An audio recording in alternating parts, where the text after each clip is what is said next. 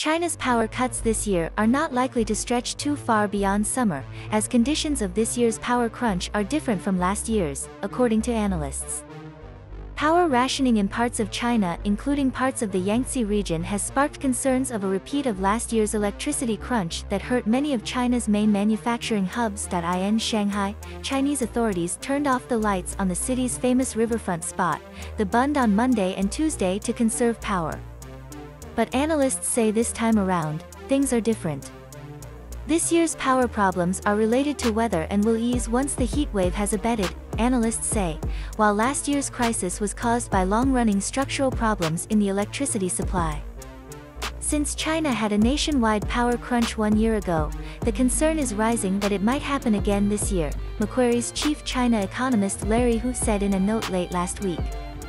In our view, the chance is low, because the cause and the scale of the two power rationings are very different. Areas of the Yangtze River and China's southwestern province Sichuan province are battling a record-breaking heat wave amid a severe drought. Scorching temperatures have disrupted crop growth and are threatening livestock. With a reduction in rainfall flowing into the Yangtze River, in particular the Three Gorges Dam, water levels in hydroelectric power reservoirs have dropped, curtailing energy production. In Sichuan, power supplies to factories have been cut in favor of electricity use by households, reminiscent of the nationwide crisis in September and October last year. At that time, homes and businesses were forced to cut or stagger usage, while public amenities such as traffic lights were turned off to save energy. There's a distinction to be made between the two crises, Hu says. This year's crisis is the result of two factors, abnormally hot weather and a lack of rainfall, he adds. The heatwave this year has also persisted longer, for 64 days, and is the longest since 1961, according to the China Meteorological Administration. Residential power usage in July was 26.8 higher compared with last year, Fitch Ratings said in a note on Monday. Last year, power generation plants cut back on production due to high coal costs, which they could not offset with fixed electricity sales. Plants were not able to lift power tariffs charged to users as they were set at a fixed rate by Chinese authorities, Hu said. Provincial governments, then in full drive to kick off carbon emissions, also rationed power usage in an effort to meet yearly targets, Hu added. We do not expect the regional power rationing to extend much beyond summer, as temperatures will fall, Fitch Ratings Associate Director Diana Xia said in a note on Monday. On a national basis, we maintain our assumption for China's power consumption to increase by a mid to low single digit in 2022, aligned with our latest forecast of 3.7% for China's GDP growth.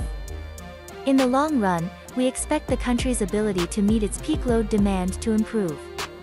The impact of this year's blackouts on the overall Chinese economy will also be different from last year's, Hu predicted.